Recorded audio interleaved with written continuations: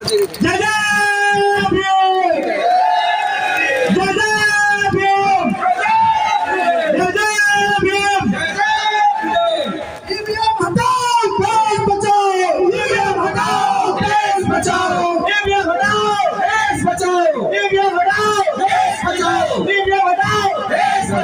के आए हुए जातीय उन्मूलन आंदोलन के प्रमुख और जय भीम आंदोलन के संस्थापक और इस समय देश में पूरे देश में ईवीएम की लड़ाई लड़ रहे दिल्ली के विधायक श्री राजेंद्र पाल गौतम जी को मैं आमंत्रित करता हूं, वो आए और अपनी बात रखें। श्री राजेंद्र पाल गौतम जी। सबसे पहले दुनिया को शांति और मानवता का संदेश देने वाले तथागत भगवान बुद्ध संत गुरु रविदास जी, संत कबीरदास जी, ज्योतिबा फूले जी, सावित्रीबाई फूले जी, फातिमा शेख जी, पीडीआर रामास्वामी नायकर जी, साहू जी महाराज, डॉक्टर बाबा साहेब अम्बेडकर जी, माता रमाबाई जी और मान्यवर कांसीराम साहब के चरणों में कोटि कोटि नमन करते हुए आदरणीय विधायक और सभी साथियों को क्रांतिकारी जय भीम, आदाब, नमो बुद्धाय।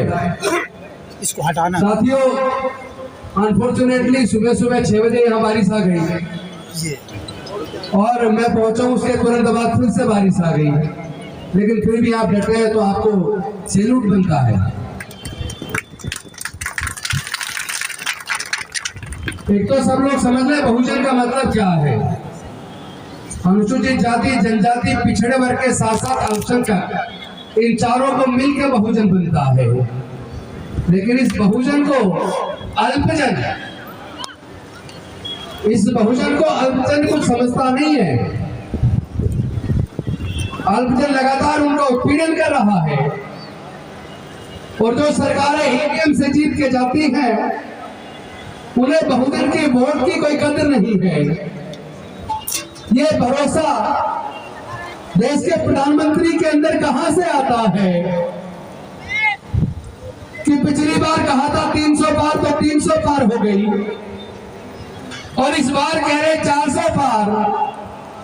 एक्चुअली ये भरोसा उन्हें आपकी वोट नहीं चाहिए, आपके वोट से नहीं, ये भरोसा उन्हें ईवीएम से आता है। इसी वजह से लोगों की भावनाओं की कोई कदर नहीं है। देश में अनुसूचित जाति, जनजाति, पिछड़ा वर्ग और अल्पसंख्यक समाज की कोई कदर नहीं है। वो जानते हैं कि डॉक्टर बाबा साहेब अम्बेडकर जी ने बड़े मुश्किल से देश के लोगों को वोट का अधिकार दिलवाया, क्योंकि जब संविधान सभा में इस बात पर चर्चा शुरू हुई कि अब अंग्रेज जाने वाले हैं, अपनी सरकार चुननी है, तो वोट का अधिकार किसको देना है। तो आपको पता होना चाहिए संविधान सभा के ज्यादातर सदस्य वोट का अधिकार केवल जो इनकम टैक्स पे करते थे या जो बड़े जमींदार थे या जो ग्रेजुएट थे, केवल इन 3 श्रेणी के लोगों को वोट का अधिकार देना चाहते थे। लेकिन बाबा साहेब ने सोचा कि इस मनुस्मृति के तहत देश के तमाम जो गरीब लोग हैं, दलित हैं, पिछड़े हैं, आदिवासी हैं, इनको पढ़ने का अधिकार नहीं था, इनको व्यापार करने का अधिकार नहीं था, इनको संपत्ति का अधिकार नहीं था, तो इनको वोट का अधिकार वो देना नहीं चाहते थे। भला हो डॉक्टर बाबा साहेब अम्बेडकर जी का, वो संविधान सभा के सामने अड़ गए और उन्होंने कहा कि वोट का अधिकार केवल इनकम टैक्स देने वालों को नहीं, केवल ग्रेजुएट को नहीं, केवल बड़े जमींदारों को नहीं, बल्कि भारत में रहने वाले सभी लोगों को समान रूप से, अमीर हो या गरीब हो, पढ़ा लिखा हो या अनपढ़ हो, सबको 1 vote 1 value, 1 man 1 vote 1 vote 1 value, यानी सबको बराबर का अधिकार दिया। और उसके बाद जब 1984 में बीएसपी बनी और बीएसपी का जो बहुजन मूवमेंट चला, जिसने देश में दलितों को, पिछड़ों को, आदिवासियों को और अल्पसंख्यकों को सबको एकजुट कर दिया। और धीरे धीरे क्या हुआ, जो सत्ता के ऊपर केवल अपर कास्ट स्वर्णों का कब्जा रहता था, उनका कब्जा टूटना शुरू हो गया। बहुजन समाज के लोग हुक्मरान बनने शुरू हो गए, उनके पेट में दर्द हो गया। उन्होंने सोचा कि जो लोग कभी हमारे घर के सामने से चप्पल पहन के नहीं निकल सकते थे, जो कभी हमारे सामने कुर्सी पे नहीं बैठ सकते थे, जो कभी हमारे सामने ऊंची आवाज में बात नहीं कर सकते थे, आज उनके पास बोलने की ताकत भी आ गई है। वो पढ़ लिख कर रिजर्वेशन का लाभ लेकर बड़े बड़े पद पर भी आने लगे हैं। ये ताकत कहां से आई है? तो उन्हें पता चला ये ताकत इनको पढ़ने लिखने से आई है, क्योंकि पढ़ने से ज्ञान आ गया, रिजर्वेशन से नौकरी आ गई, नौकरी से घर में पैसा आने लगा और उससे बोलने की ताकत आ गई। उन्होंने सोचा इनकी ताकत को छीनना है, लेकिन ये जो संविधान के तहत ये जो डॉक्टर अंबेडकर ने सबको one man one vote one value दिलवा दिया, तो चुनाव जीतने के लिए तो इनकी वोट की जरूरत है। तो इनका रिजर्वेशन कैसे खत्म करें? तो सबसे पहले उन्होंने क्या किया, उन्होंने धीरे धीरे प्राइवेट स्कूल खोलने शुरू किए और सरकारी स्कूलों को कमजोर करना शुरू कर दिया। और धीरे धीरे फिर नो डिटेंशन पॉलिसी ले आए कि किसी को भी फेल मत करो, पहली से 8वीं तक ऐसे ही पास कर दो। बच्चे को कुछ सिखाया नहीं जा रहा, बच्चे को कुछ पढ़ाया नहीं जा रहा, क्योंकि पढ़ जाएगा तो काबिल हो जाएगा। उसे तो केवल मजदूर चाहिए, सस्ते मजदूर, ताकि उनकी फैक्ट्रियों में, उनके खेतों में सस्ते मजदूर मिल जाए। क्योंकि जो पढ़ेगा वो पढ़ेगा, जो पढ़ेगा उसका दिमाग खुलेगा, जो पढ़ेगा उसे अच्छे बुरे में अंतर करना आ जाएगा, जो पढ़ेगा वो बोलना सीख जाएगा, वो सवाल करेगा। लेकिन ये सरकार चाहती नहीं कि कोई उनसे सवाल करे, और खासतौर पे सवाल दलित करे, पिछड़ा करे, आदिवासी करे, अल्पसंख्यक समाज का आदमी करे। वो ये नहीं चाहते, इसलिए वो नहीं चाहते कि इनके बच्चे पढ़े लिखे। इसलिए उन्होंने प्राइवेट स्कूल खोलना शुरू किया, और उसकी फीस इतनी ज्यादा है कि पैसे के अभाव में इन समाजों के बच्चे मजबूरी में सरकारी स्कूल में पढ़ेंगे।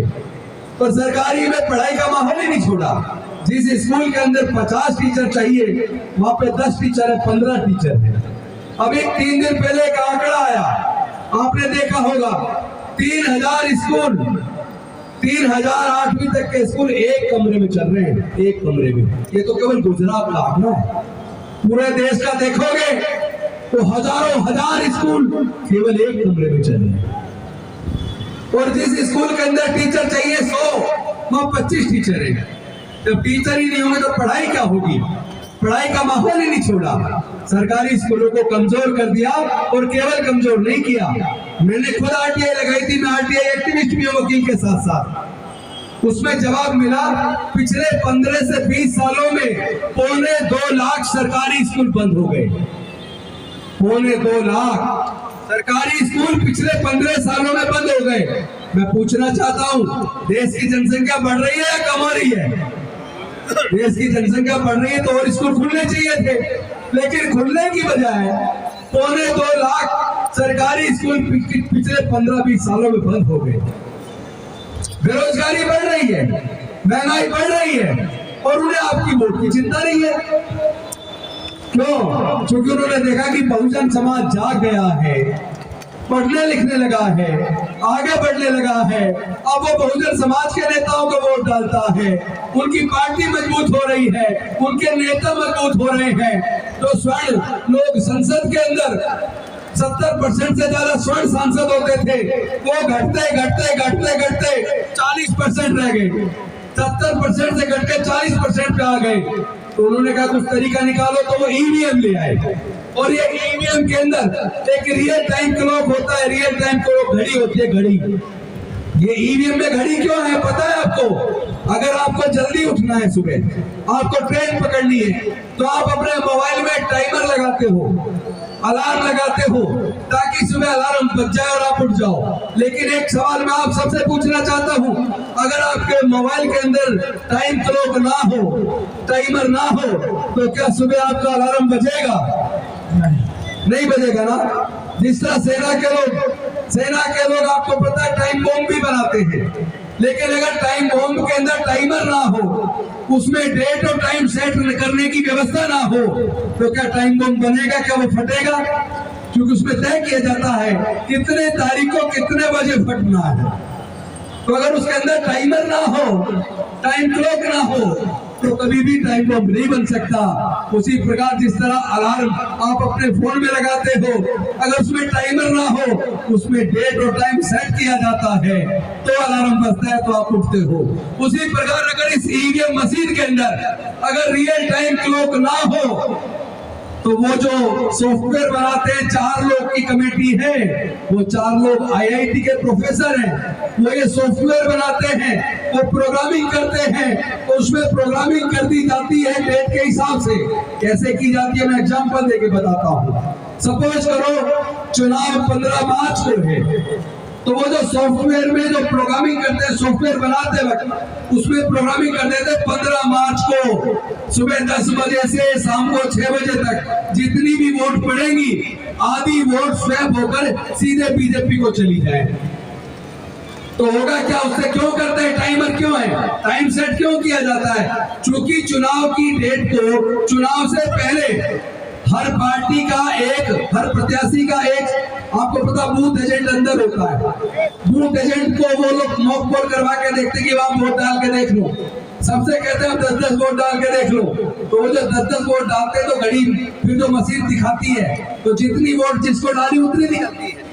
क्योंकि उस वक्त टाइमर के हिसाब से चोरी तय नहीं की है, चोरी तो तय की है दिन में 10 बजे से शाम को 6 बजे तक, और वो तय किए डेट तय करके चुनाव की 15 तारीख, अगर मार्च को 15 मार्च को अगर चुनाव है, 15 मार्च को चोरी करनी है सुबह 10 बजे से शाम को 6 बजे तक। अगर उस मशीन के अंदर जो सॉफ्टवेयर जब डाला जाता है उसमें जो प्रोग्रामिंग की जाती है, जानते हो वो कम सर्वर से सॉफ्टवेयर के द्वारा डाटा डाला जाता है। जिस दिन विड्रॉवल की लास्ट डेट खत्म हो जाती है और पता लग जाता है कितने प्रत्याशी मैदान में चुनाव में बचे हुए हैं, उसके बाद चुनाव आयोग के जो कर्मचारी आते हैं, जो इंजीनियर आते हैं, वो आउटसोर्स होते हैं, सरकारी कर्मचारी नहीं होते, आउटसोर्स होते हैं।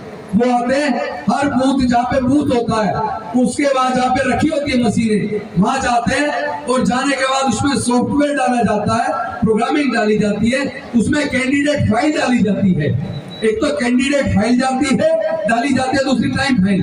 कैंडिडेट फाइल में वो डाटा होता है कि कौन कौन कैंडिडेट चुनाव मैदान में है, किस किस पार्टी के हैं, और उसी वक्त अगर कंप्यूटर से जो वो डालते हैं उसी से अगर उन्होंने डाल दिया 15 तारीख को सुबह 10 बजे से शाम को 6 बजे तक, जितनी भी वोट पड़े आधी वोट ऑटोमेटिक अपना आप चोरी हो गए और बीजेपी को चली जाए। तो फिर ये बताइए उसको चोरी को क्या कोई पकड़ सकता है क्या?